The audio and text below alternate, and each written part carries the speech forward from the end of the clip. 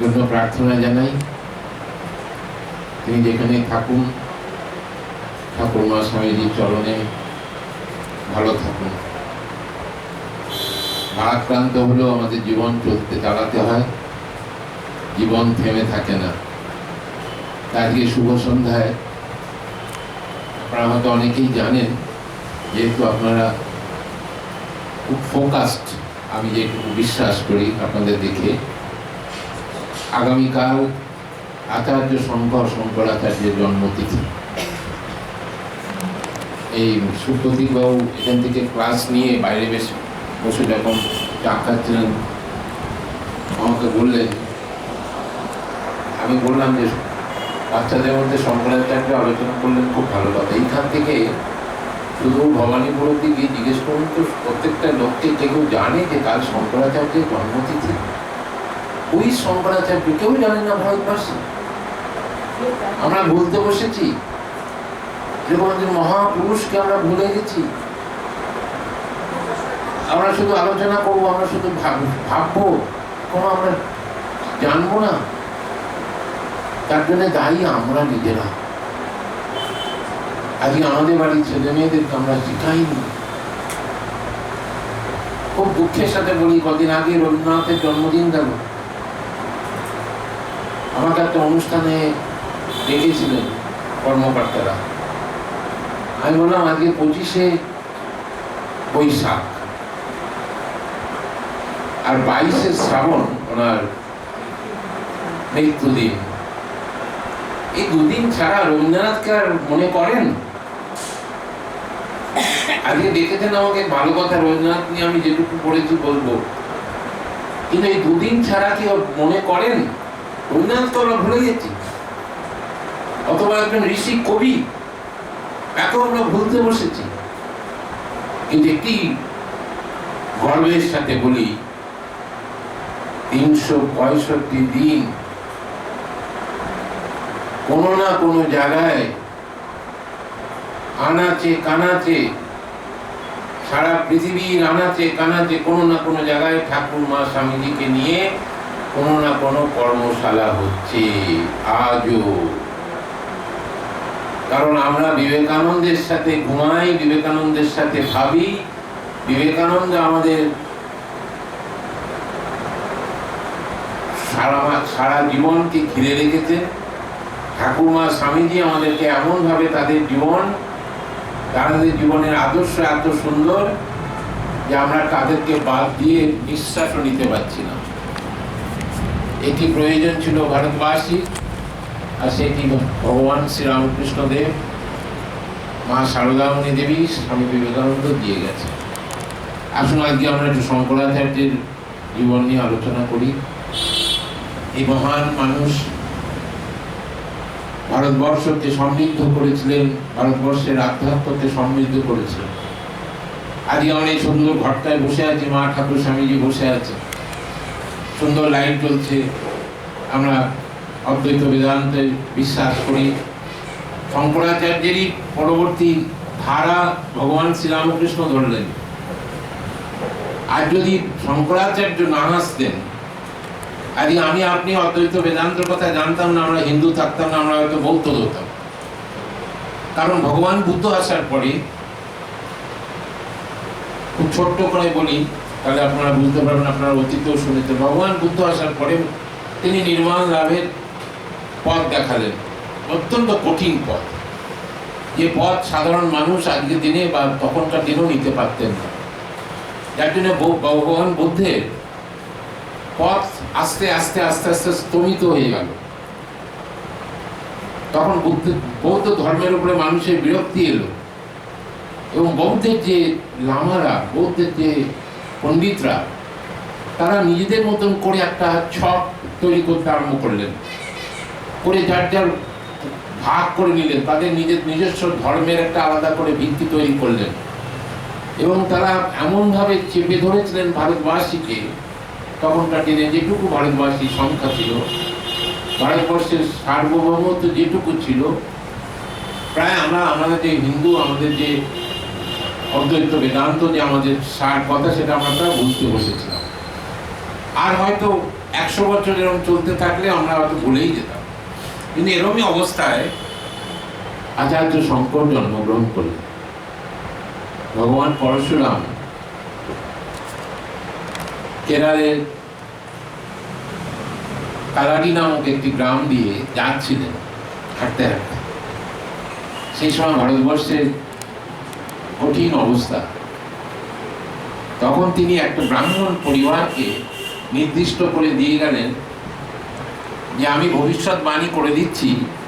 পরশুরাম, আপনারা সকলেই জানেন পরশুরামের শৌর্য, তার শক্তি, যে আমি ভবিষ্যৎবাণী করে দিয়ে যাচ্ছি যে হিন্দু ধর্মকে যিনি রক্ষা করবেন তিনি ভগবান শঙ্করের অবতার হয়ে এই গ্রামে বাস করবেন এবং তোমরা এই গ্রামটাকে সমৃদ্ধ করো। একটা ব্রাহ্মণ কেরলের নামমুদ্রি একটা সম্প্রদায়, তারা একটা সুন্দর গ্রাম তৈরি করলেন, যে গ্রামের নাম কালাডি। এই কালাডি গ্রামে শিবগুরু বলে একজন অত্যন্ত ধার্মিক ব্রাহ্মণ ছিলেন। তিনি জীবনের প্রথম দিকে ঠিক করেছিলেন যে বিবাহ করবেন না, ধর্ম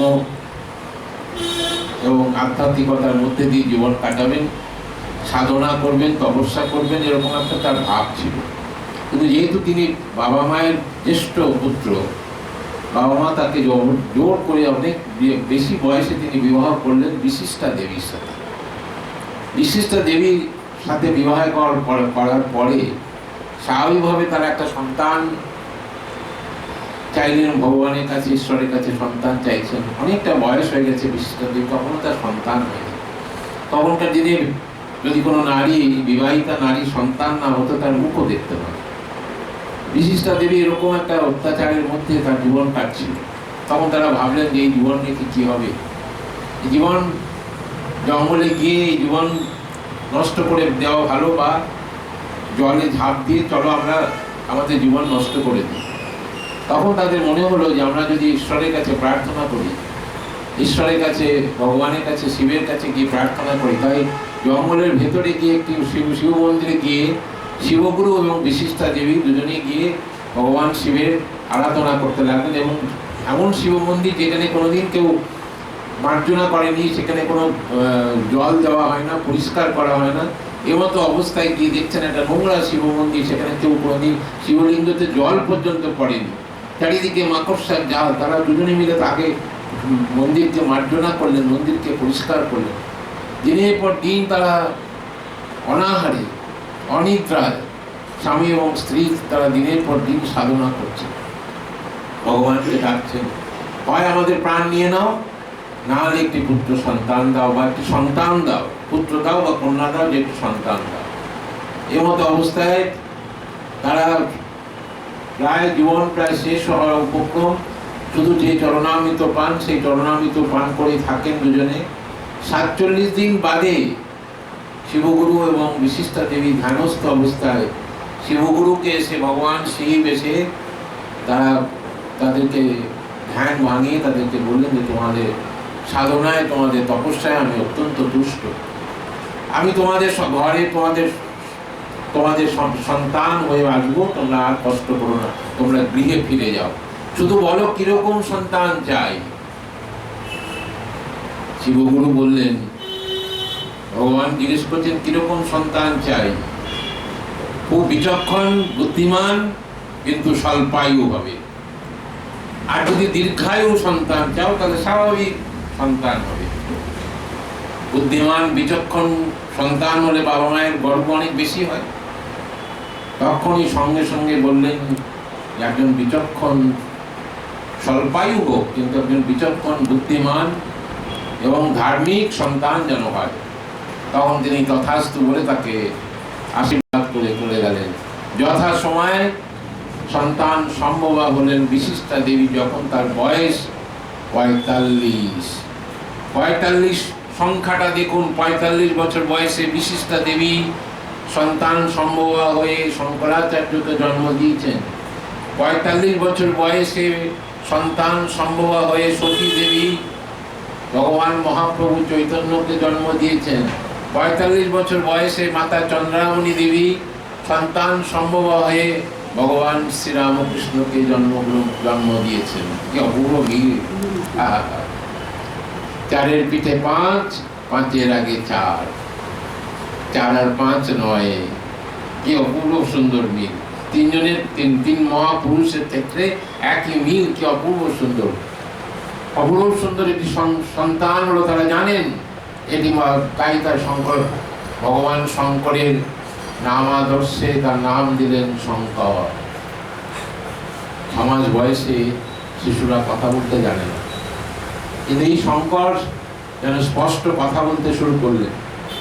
1 বছর বয়সে শিবগুরু যখন গ্রামের মানুষদের নিয়ে সন্ধ্যার পরে চাষবাসের কাজের পরে ঘরে বসে যখন শাস্ত্র অধ্যয়ন করেন, 1 বছরের শিশু তার কোলে বসে বসে শাস্ত্র, তিনি ছিলেন শ্রুতিধর, যা শুনতেন কোনোদিনও ভুলতেন না, তাকে বলা হয় শ্রুতিধর।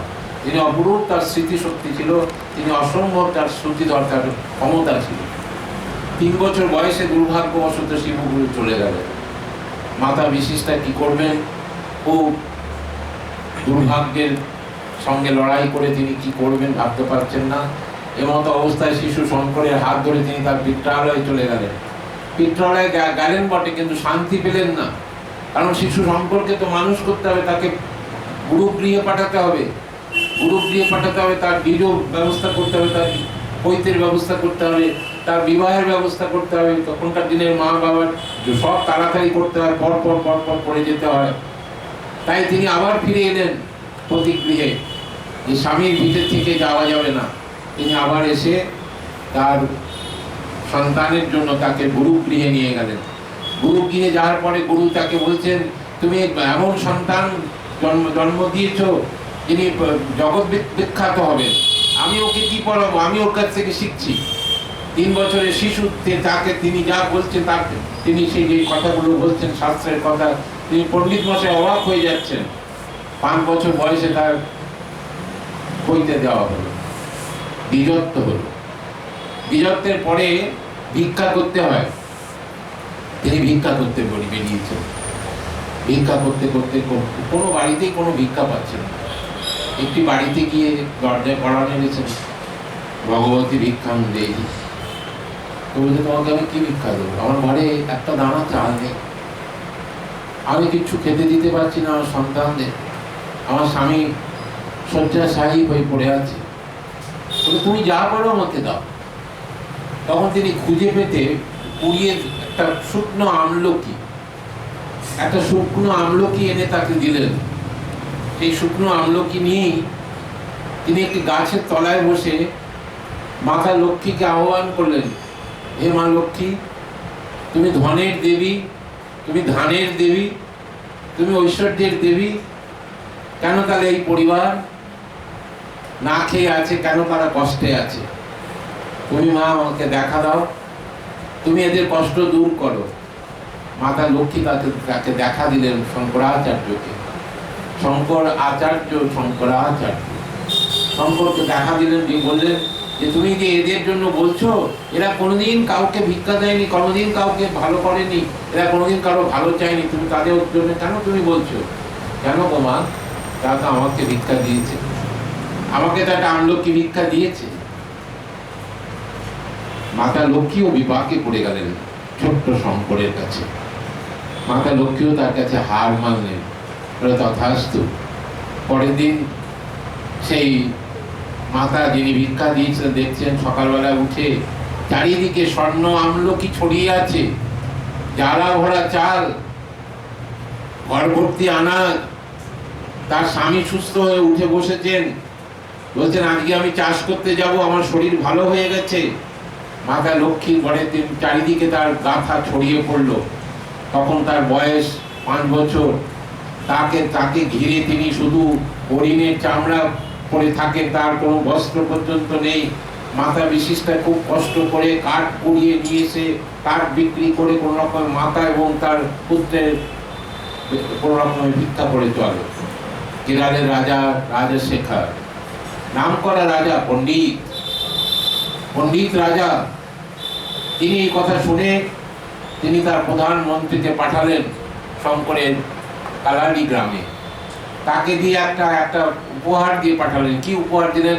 তখনকার দিনে উপহার ছিল হাতি, ঘোড়া, কাউকে গবাদি পশু, একটা মস্ত বড় হাতি তাকে দিয়ে পাঠালেন।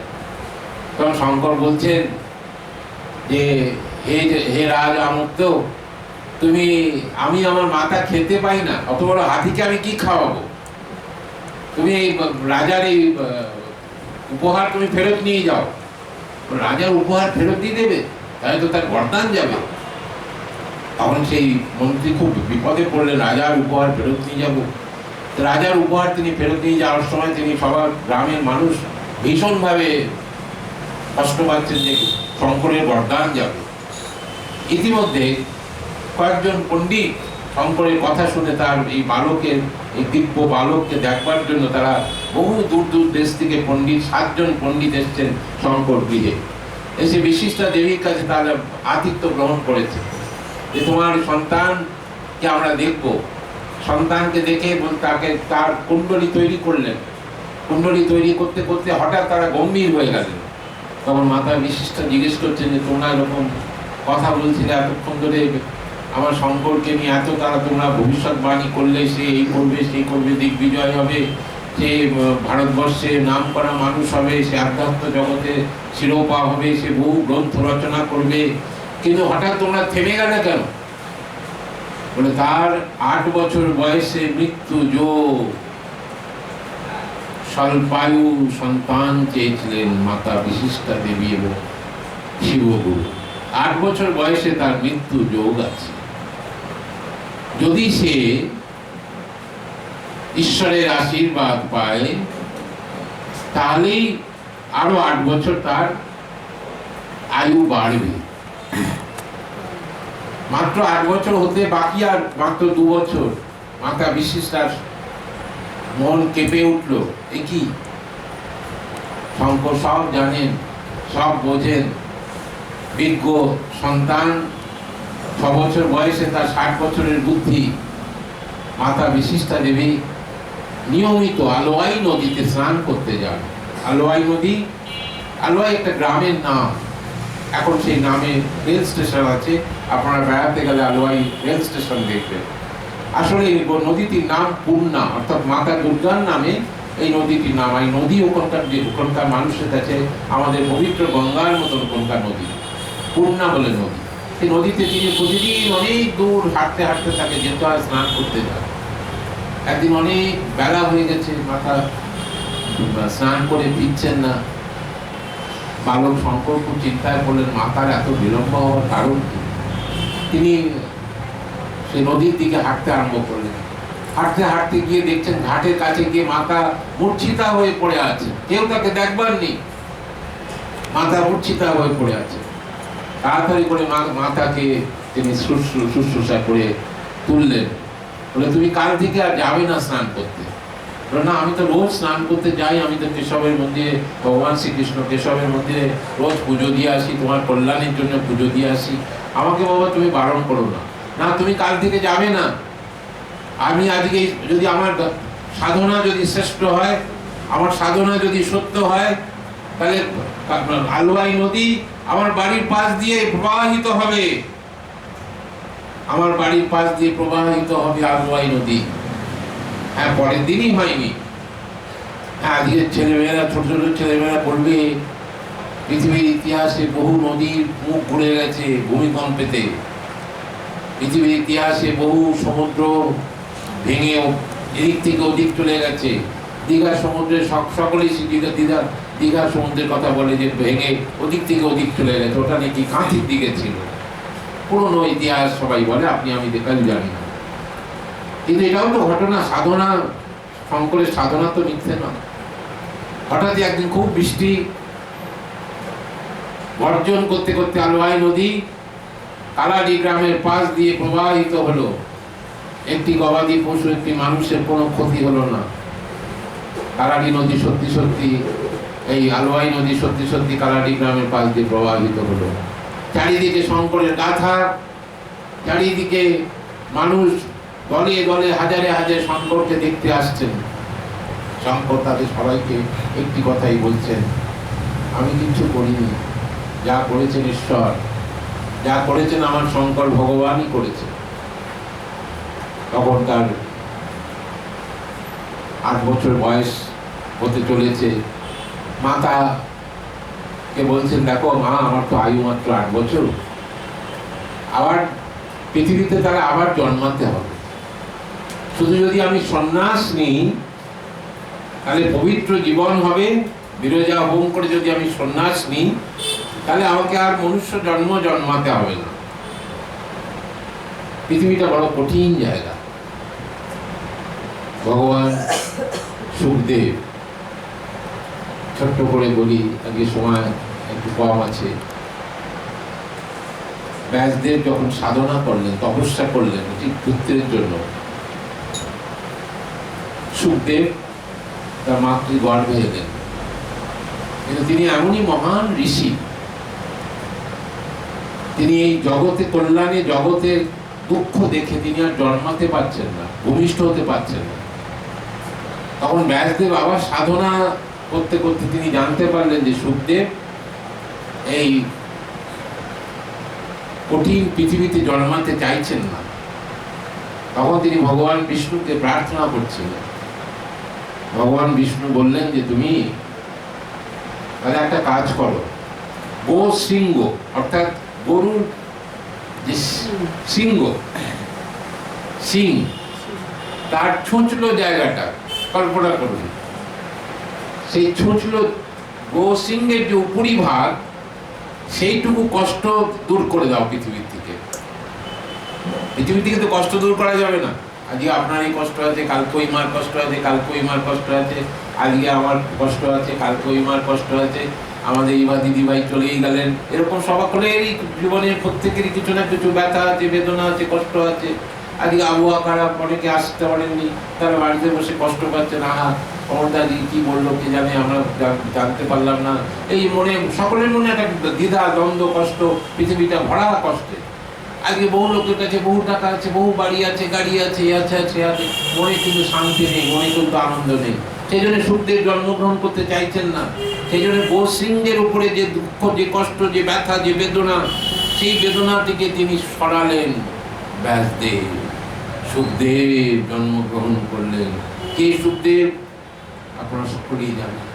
আর যদি আমরা জীবন চলার জন্য সব থেকে তিনজনের আদর্শ নিতে হয়, প্রথম সুখদেব, তারপরে শঙ্করাচার্য, আর আমরা যারা শ্রীরামকৃষ্ণ অনুরাগী, ভগবান শ্রীরামকৃষ্ণ। যিনি সর্বদাই বলছেন ভাব মুখে থাকো, অর্থাৎ ঈশ্বরকে নিয়ে থাকো, ঘোরো ফেরো, সর্বদাই তোমার যেন জপ হয়, সর্বদাই যেন আমাদের জপ হয়। আমরা তো সর্বদাই জপ করতে পারি না, আমরা গল্প করছি, হাতটা যেন জপের মতন থাকে। আমরা রেস্টুরেন্টে খেতে গেছি পরিবার সকলকে নিয়ে পুজোর সময়, আপনার মনে যেন থাকে আমার ঠাকুরের সঙ্গে ঠাকুর আছেন। ভাবি কি আমরা? ভাবি না। এই যোধপুর পার্কে এত আলো, এত সব দেখলাম বাবা, ওই তন্দুর পার্কে খেলাম বাবা, ঠাকুরের কথা একবারও কেউ বললো না। এই জগৎ, এই জগতে আমরা, এই জন্য শঙ্করাচার্য বললেন যে মা, আমাকে তাহলে তুমি সন্ন্যাস দাও, আমার তো 8 বছর বয়স হতে চললো। মা বললেন না, সন্ন্যাস আমি দিতে পারবো না, আমি যতদিন বেঁচে আছি আমি চলে যাই, আমি তোমার বিবাহের ব্যবস্থা করেছি। না, আমি বিবাহ করতে পারবো না। ঠিক আছে, তুমি বিবাহ করো না, তুমি আমাকে ছেড়ে যাবে না, আমি সন্ন্যাস দিলে আমাকে তো দেখবে, আমাকে কে তীর্থে নিয়ে যাবে? শঙ্কর এবং মাতা স্নান করতে গেছে, হঠাৎ কুমিরে শঙ্করকে পা ধরে টেনে টানছে। মাতা, মাতা, আমাকে কুমিরে ধরেছে, আমার জীবন বিপন্ন, আমাকে যদি তুমি এখনো, আমার জীবন আর কয়েক মুহূর্ত জীবন রয়েছে। মাতা বিশিষ্টাও ঝাঁপ দিলেন, ধীবররা মাছ ধরছিলেন, তারাও ঝাঁপ দিলেন তাকে বাঁচানোর জন্য, কিন্তু ক্রমশ জলের তলায় নিয়ে চলে যাচ্ছে। মাতা, তুমি এখনো আমাকে দাও, সন্ন্যাস দাও, অনুমতি দাও। মাতার অনুমতি ছাড়া সন্ন্যাস দিতে পারছেন না। তখন মাতা বিশিষ্ট দেখলেন যে সন্তানকে বাঁচাতে তো পারলাম না, অন্তত ওর ইচ্ছাটা পূর্ণ করি, হ্যাঁ তুমি সন্ন্যাস নাও। আর সেই কুমির সব ছেড়ে দিল, কারণ সেই কুমির ছিল একজন সাপ ও ভ্রষ্ট ঋষি। ভগবান শঙ্করকে স্পর্শ করে তিনি উদ্ধার পেলেন জীবনে। শঙ্কর বাড়িতে এসে বললেন, বাড়িতে গৃহে তার প্রবেশ করলেন। সে কি বাবা, তুমি বাড়িতে ঢুকলে না? না, তুমি তো আমাকে সন্ন্যাস দিয়েছো মা, তুমি আমায় সন্ন্যাস দিয়েছো, আমি বাড়িতে ঢুকবো কেন? তুমি আমাকে এবার সন্ন্যাসের ব্যবস্থা করে দাও। একজন মাতা, পৃথিবীর ইতিহাসে একমাত্র ঘটনা, মাতা বিশিষ্টা দেবী নিজের সন্তান আচার্য শঙ্করাচার্য তার বিরজা হোম করে রাতের অন্ধকারে জঙ্গল থেকে কাঠ কেটে নিয়ে এসে রাতের অন্ধকারে তাকে বিরজা হোম করে তাকে সন্ন্যাস দিলেন।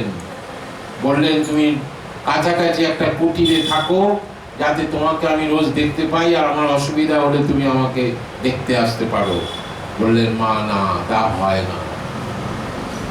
সন্ন্যাস হয়ে যাওয়ার পরে তার গৃহ ত্যাগ করা সর্বশ্রেষ্ঠ ধর্ম।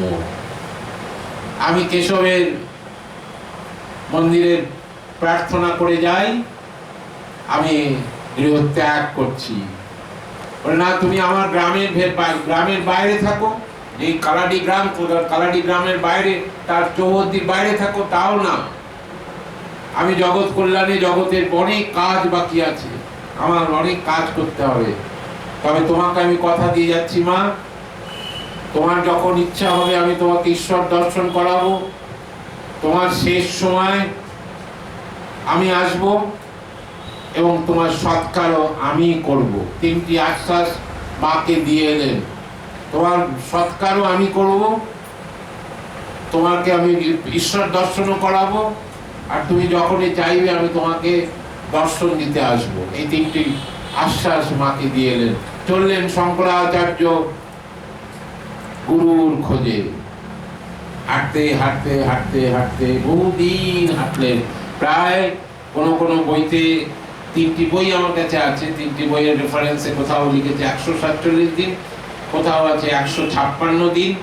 ওইটুকু ছেলে, 8 বছরের একটি ছেলে, তিনি হাঁটতে হাঁটতে হাঁটতে হাঁটতে, তখনকার দিনে কথিত আছে যত ঋষি মুনিরা নর্মদার তীরে গিয়ে তপস্যা করতেন, গিয়ে দেখছেন নর্মদার তীরে বসে আছেন বহু সন্ন্যাসী, বহু প্রাচীন সন্ন্যাসী, অনেক বড় বড় চুল, অনেক বড় বড় নখ, পায়ের নখ অনেক বড় হয়ে গেছে, হাতের নখ বড় হয়েছে।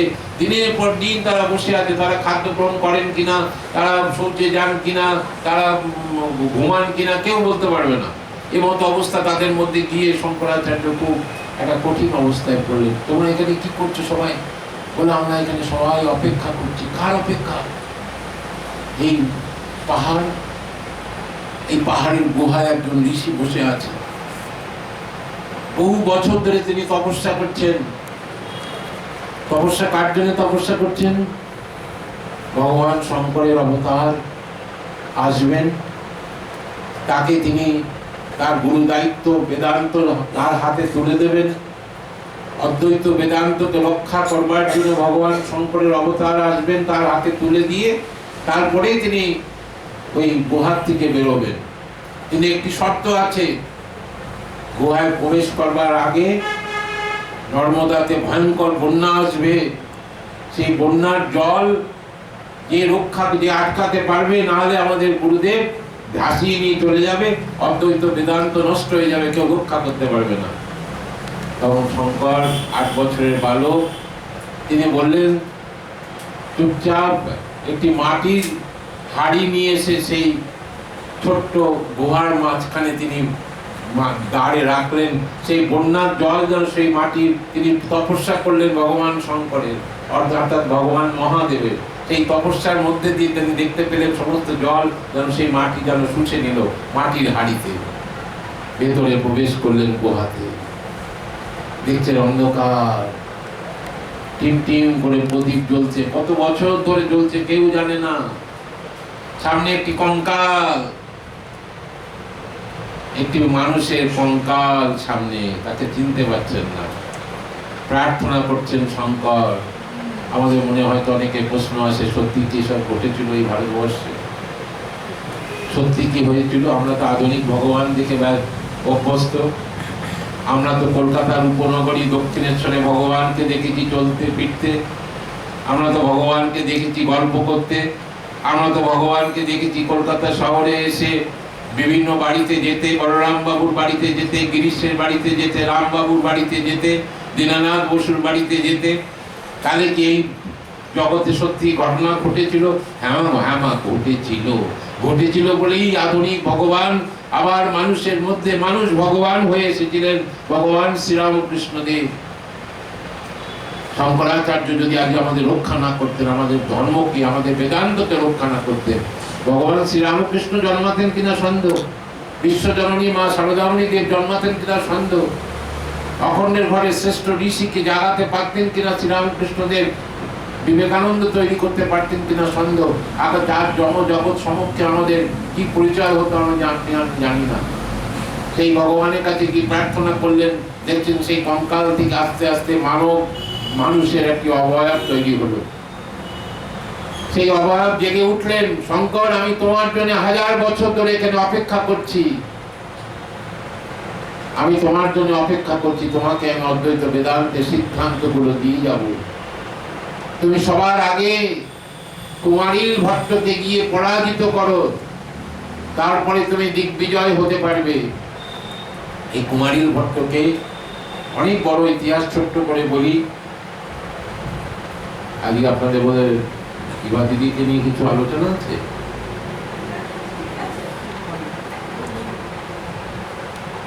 না, তাকে স্মরণ করা উচিত। আমি যতটা সম্ভব তাড়াতাড়ি চেষ্টা করছি। কুমারীল ভট্ট একজন বেদান্তের পণ্ডিত।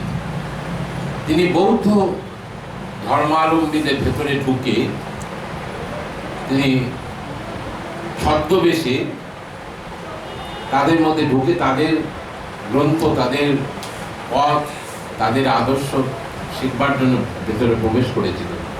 কিন্তু তারা এমনভাবে বেদান্তকে গালমন্দ করতে আরম্ভ করলেন যে কুমারীল ভট্ট কেঁদে ফেলল। তখন কুমারীল ভট্ট ওরা বুঝতে পারলো যে নিশ্চয়ই বৈদান্তিক। তখন তাকে বললেন যে তোমাকে আমরা শাস্তি দেবো, এই পাহাড় উপরের থেকে ওকে ছুঁড়ে নিচে ফেলে দেবে। বলে আমার বেদান্ত যদি সত্য হয় মানে অর্থাৎ একটা সামান্য হলো 1% হলো একটা ডাউট তার মনে, আমার বেদান্ত যদি সত্য হয় আমার কিছু হবে না। কোন থেকে ফেলে দিল ওকে, সত্যি ওর কিছু হলো না, কিন্তু একটা চোখ নষ্ট হয়ে গেল। কেন? যদি সত্য হয় শ্রীরামকৃষ্ণ দেব, মা সারদা দেবী, স্বামী বিবেকানন্দ সূর্য চন্দ্রমার মতন সত্য, আচার্য শঙ্কর, মহাপ্রভু চৈতন্য সূর্য চন্দ্রমার মতন সত্য, বিশ্বাস করুন, ধ্রুব সত্য। সেই কুমারীল ভট্ট তাদেরকে পরাজিত করলেন। শুধু তাই না, তিনি বললেন যে যারা আমার সাথে তর্কে আসবে তারা হয় আমার বেদান্তকে মানতে হবে, নাহলে তারা জীবন দান করবেন। কিন্তু বৌদ্ধরা অন্যের কারো ধর্ম মানতে রাজি নন। তারা পরাজিত হলে বললেন যে আমরা তাহলে তুষা নলে আমাদের জীবন দান করে দেবো। এরকম শয়ে শয়ে বৌদ্ধ সন্ন্যাসী কুমারীল ভট্টর কাছে পরাজিত হয়ে তুষা নলে জীবন দান করে দিলেন, আগুনে ঝাঁপ দিয়ে নিজের জীবন দান করে দিলেন। কুমারীল ভট্টের জয় জয়কার। সেই কুমারীল ভট্টকে পরাজিত করবার জন্য ভগবান আচার্য শঙ্কর এলেন। শঙ্কর কুমারীল ভট্ট বললেন যে আমার শ্রেষ্ঠ শিষ্য হচ্ছে মন্ডন মিশ্র, তুমি মন্ডন মিশ্রের সাথে তর্কে করো। আমি যেহেতু অনেক দিন অনেক পাপ করেছি, সবাইকে আমার জন্য বহু মানুষের জীবন গেছে, আমি নিজের জীবন নিজেই শেষ করে দেবো। তখন তিনি চিতা সাজিয়ে নিজের আগুন নিজে দিয়ে দিলেন এবং নিজের জীবনকে নষ্ট করলেন। এই মন্ডন মিশ্রকে ভগবান আচার্য শঙ্কর পরাজিত করলেন। এই করে তিনি চারজন সারা ভারতবর্ষে 4টি ধর্মদুর্গ স্থাপন করলেন। শুধু ধর্মদুর্গ স্থাপন করলেন না, কি অপূর্বভাবে আজকে আপনারা গোবর্ধন মঠ, পুরীতে যান, গোবর্ধন মঠ দেখেন।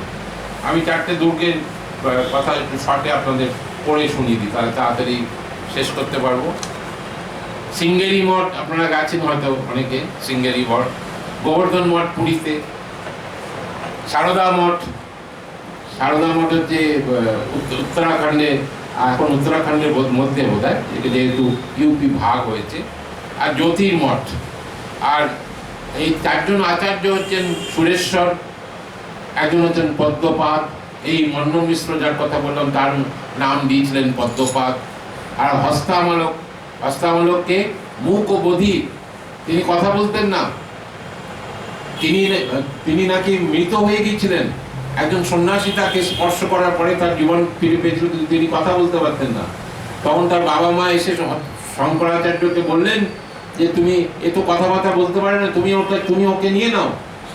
তখন শঙ্করাচার্য তাকে জিজ্ঞেস করছেন, হে বালক, তোমার জীবনের হেতু কি? সেই সময় সেই বালক উত্তর দিলেন তার জীবনের হেতু কি, অর্থাৎ আমার জীবনের হেতু তোমার পাদ ও পদ্মে শরণাগত হওয়া। তখন আর তিনি মুখ আর বধির নন, তিনি কথা বলতে আরম্ভ করলেন। বাবা মা অবাক হয়ে গেলেন, তখন তো অলরেডি অ্যাডপশন ডিলে সাইন করে দিয়েছেন, অলরেডি অ্যাডপ্টেড। আর সে তাকে ফিরিয়ে নিতে পারলেন না, তার নাম হলো হস্তামলক। আর আরেকটি জ্যোতির্মঠ ত্রটকাচার্য। এইভাবে তিনি কেদারে পৌঁছালেন। 16 বছর তখন তার বয়স, জীবন চলে যাবে, কি করে রক্ষা হবে? বেদান্তকে কে আগে দাঁড়িয়ে, তখন 16 বছর বয়সেই প্রায় তিনি সারা ভারত জয়ী হয়ে গেছেন। বৃদ্ধ একজন মানুষ এসে তাকে তর্কে আহ্বান করছেন, তিনিও তর্ক করে যাচ্ছেন, সে বৃদ্ধ ছাড়ছেন না। সবাই ভাবছে বৃদ্ধটি কে? 7 দিন হয়ে গেল। 7 দিনের পরে যখন তিনি তর্কে, তিনিও ছাড়ছেন না, শঙ্করাচার্যও ছাড়ছেন না। শঙ্কর তাকে তখন তার সন্দেহ হলো পদ্মপাদের, এই মন্ডন মিশ্র পদ্মপাদের সন্দেহ হলো যিনি সাধারণ বৃদ্ধ নন, যিনি নিশ্চয়ই কোনো ছদ্মবেশী ঋষি। তখন তিনি নতজানু হয়ে বলছেন যে আপনি নিশ্চয়ই আপনার পরিচয় বা দান করুন। তখন তিনি বললেন যে আমি কৃষ্ণ দ্বৈপায়ন ব্যাস। আমি শঙ্করাচার্যকে এতদিন ধরে তাকে আমি পরীক্ষা করছিলাম। আমার শেষ আয়ু 16টা বছর আমি শঙ্করাচার্যকে দান করলাম জগৎ কল্যাণের জন্য। শঙ্করাচার্য আরো 16 থেকে 16 বছর আয়ু পেলেন, অর্থাৎ 32 বছর আয়ু পেলেন। আরো 16টা বছর তিনি ভারতবর্ষের বেদান্তকে রক্ষা করলেন, ভারতবর্ষের আদর্শকে রক্ষা করলেন, ভারতবর্ষের সংহিতাকে রক্ষা করলেন, ভারতবর্ষের ধর্মকে রক্ষা করলেন। নাহলে আজ হয়তো আমরা বৌদ্ধ ধর্মের জ্বালায়, বৌদ্ধ ধর্মের অত্যাচারে আমরা হয়তো আজকে জর্জরিত হয়ে যেতাম, আমাদের বেদান্ত শেষ হয়ে যেত, আমাদের হিন্দু ধর্মের সর্বনাশ হয়ে যেত। আজকে আমরা যে বেদান্ত, যে অদ্বৈত বেদান্ত ভগবান শ্রীরামকৃষ্ণ প্রতিষ্ঠা করে গেছেন, যে অদ্বৈত বেদান্ত সারা বিশ্বে স্বামী বিবেকানন্দ প্রচার করে গেছেন, তার পেছনে সবথেকে বড় যদি কারো অবদান থাকেন তিনি আচার্য শঙ্কর। আচার্য শঙ্কর এই মহান ঋষিকে আমরা আজকে সকলে স্মরণ করি, প্রণাম করি। কালকে তার জন্মতিথি, আমরা তাকে কালকেও আমরা স্মরণ করব। আমরা যে যার বাড়িতে যখনই পূজাতে কালকে বসবো, জপ করবো, ঠাকুরমা স্বামীজিকে ধ্যান করব, সঙ্গে শঙ্করাচার্যকেও তেমন ধ্যান করব, কারণ তিনি আমাদের পরম গুরু। আমরা পুরী সম্প্রদায়, তোতাপুরী আমাদের ঠাকুরের, সেই তোতাপুরী গোবর্ধন মঠের একজন অধ্যক্ষ ছিলেন।